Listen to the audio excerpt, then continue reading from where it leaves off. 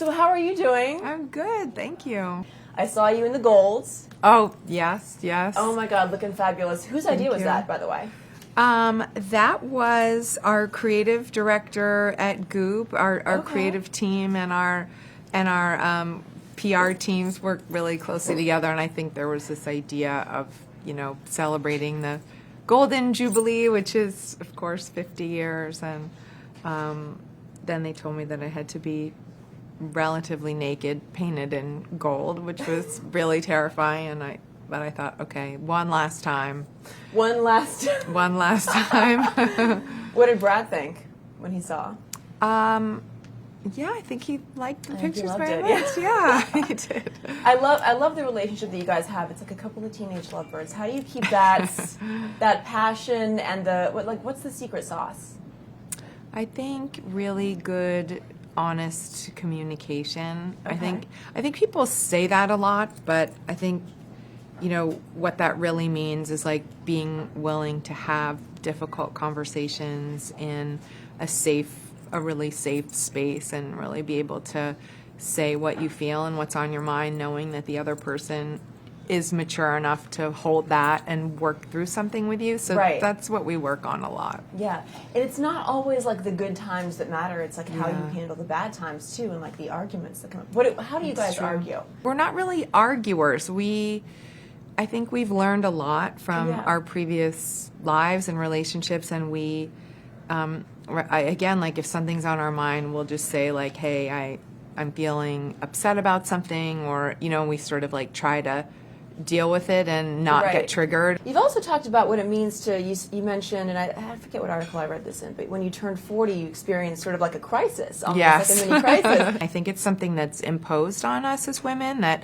we turn 40 and somehow we're going to lose our beauty, and we're not going to be as relevant, and we're not going to be as sexually desirable. And I think because we're all growing up in a culture where there's so much importance placed on being beautiful and being sexy in this particular narrow way, it feels like a loss for us to turn 40 and have to deal with aging and not being reproductively viable and all that stuff. And so I definitely had a flip out when I turned 40, because I was victim of all that kind of thinking. Sure. But then I turned 40 and I was like, wait, this is amazing, and I feel much more myself, and I had a great decade. And now that I'm 50, I'm like, this is even better. Like I've never felt better. I've never felt closer to myself. I still have tons of challenges in life and work, but I feel like I'm coming at everything from a foundation of really knowing who I am,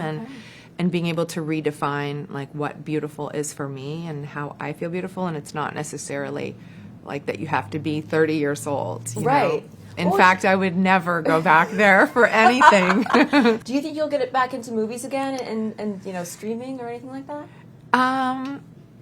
I've learned at this point in my life to never say never. Okay. And so I feel like right now with my job at Goop, it would be impossible. But, I also understand that things ebb and flow, and I think passions can ebb and flow. And I wouldn't be surprised if at some point I felt that fire again for it. But right now, my day job is kind of all-encompassing. I saw you on an episode of The Kardashians, and you were working with Kourtney. Is that still happening?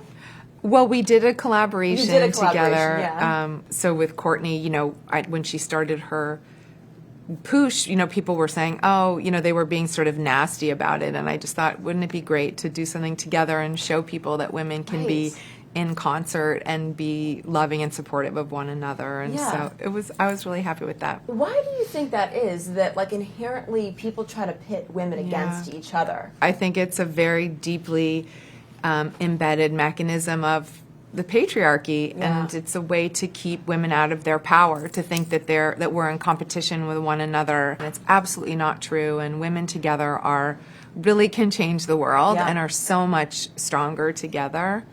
Hearing you talk about that, I can't help but think it's been like 5 years since the beginning of Me Too. Now we're seeing all these people held to account in court. Yeah. Do you think that, and I can't help but think, but like, this would not have happened 10 years ago. Right. Are you happy with the way things are right now?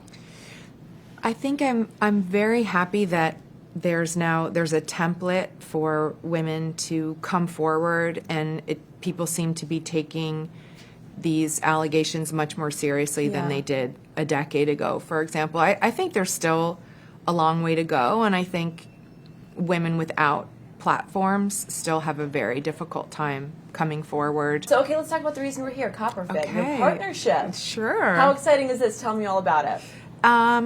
Well, it's a great brand. You know, I think the idea of really kind of incorporating wellness into fitness wear, and it just really speaks to me. I really love the product. Yeah. And so it's kind of easy to be the face of it and talk about it. Like, I fly with the compression socks, and Nice. I use the stuff a lot. And I think I'm a person who is open about wellness and wellness tools. I mean, you're one of those rare people who's managed to almost like break out of Hollywood, but then also start like this global brand for yourself.